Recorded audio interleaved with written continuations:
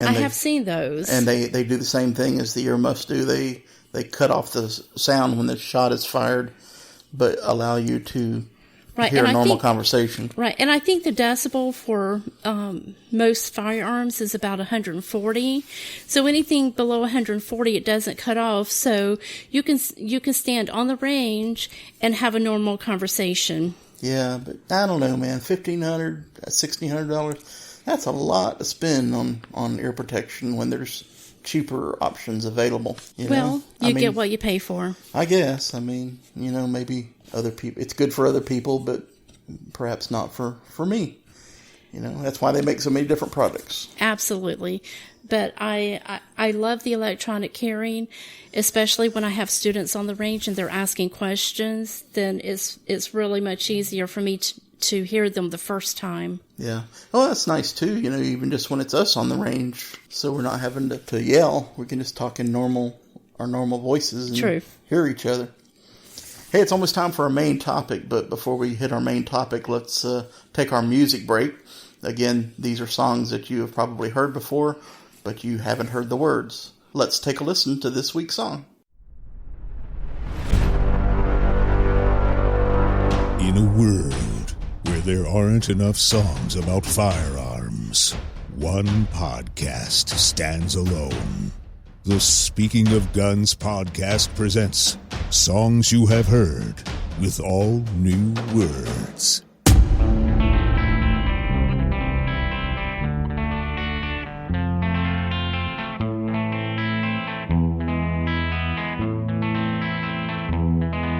There is a shop in New Orleans they call the Rising Gun, and it's been the ruin of many a poor boy. And God, I know I'm one.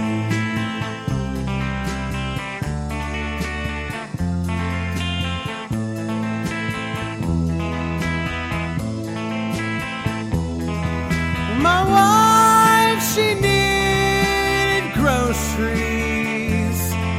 She sent me to buy some beans.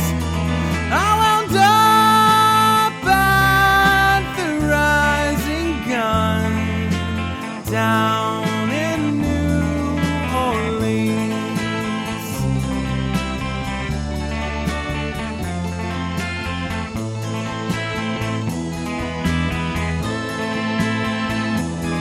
Now I bought a brand new pistol, and I bought some ammo too. The only time that I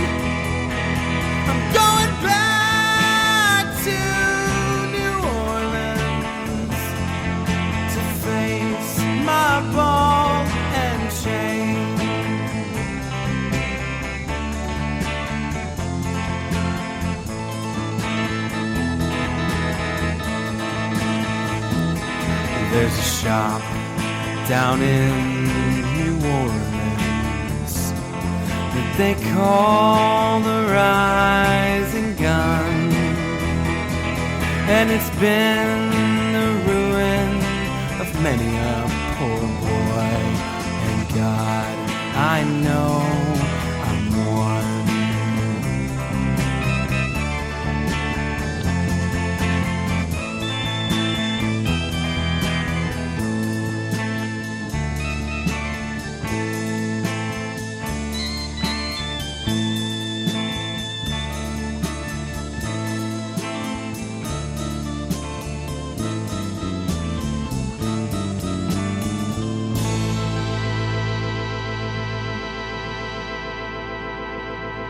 Okay, we're back. The House of the Rising Gun, another song by our friend Brian Dedman, who did the singing on it, but I wrote it. I wrote the lyrics myself. Hope you guys enjoyed that. That's one of my favorites so far. It's a fun song.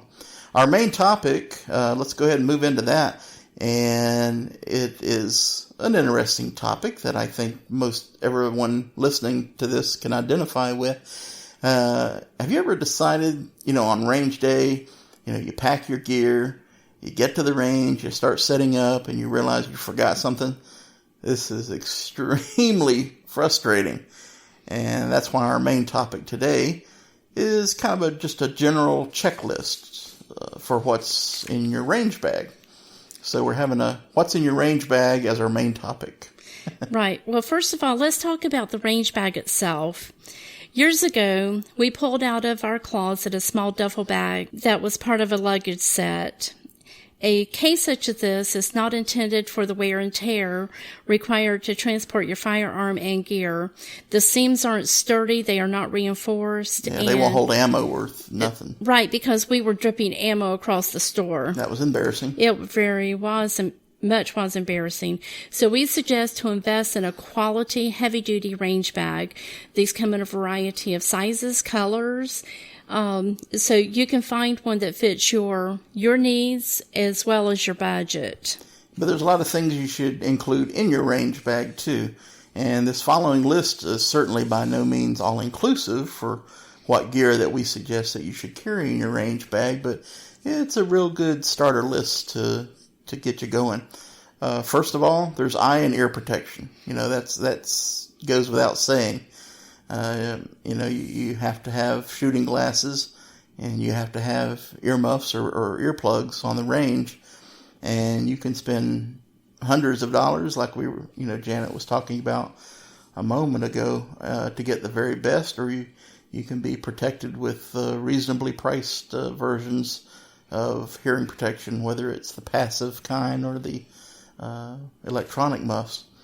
And most people start out with the cheap stuff and then graduate to the more sophisticated, more expensive type gear.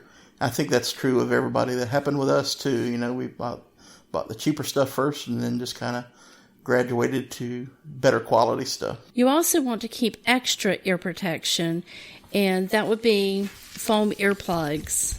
Yep, I got a bag of those on eBay, and I don't know what it came out. I think maybe 50 pairs of them or so, and it was really cheap.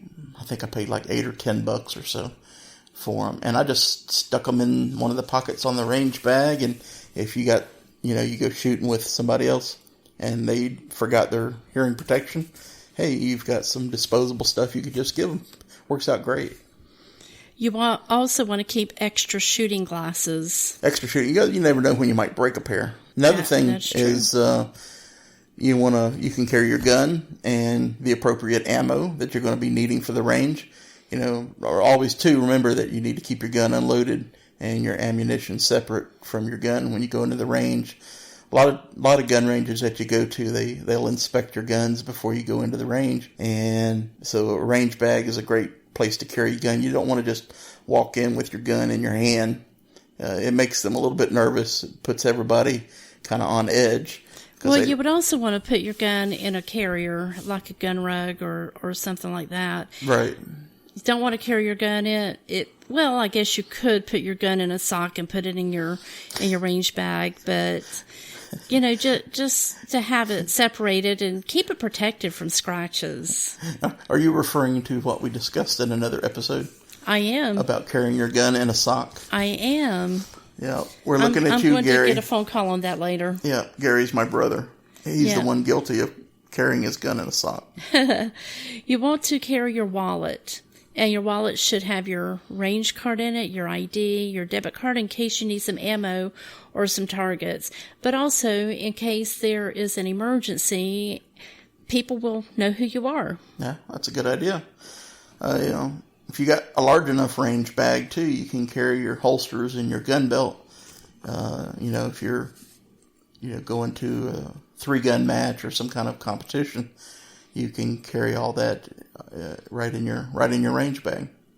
You also want to keep a small first aid kit or a trauma kit.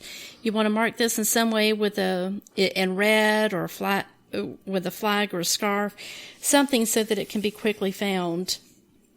Yeah. The inside of the range bag typically is black or dark color. So if you have your trauma kit outlined in red, and you need it, then you can quickly gain access to it. Right. Or you could maybe put it in a specific outside pocket so you can get to it quickly. True. Thank God we've never had to use one when we've been at the range, but shh, knock on wood. Accidents happen, It might not be you. It might be some other person that's on the range.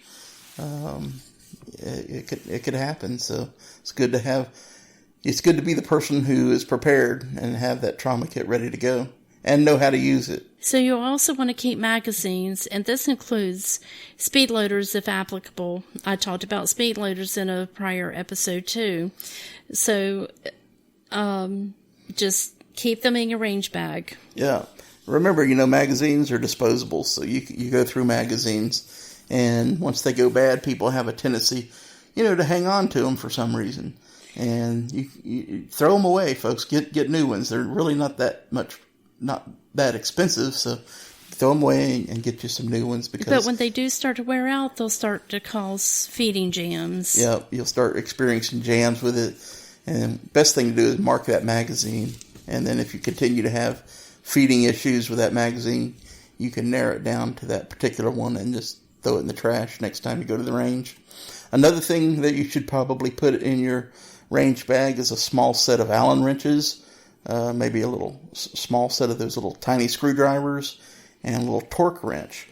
You never know when you're at the range what you might need to tighten up. You might need to tighten up your sight. Front sight on your gun? Yeah, your front sight on your gun, or maybe your red dot starts to loosen, or something along those lines. So having those with you comes in really handy.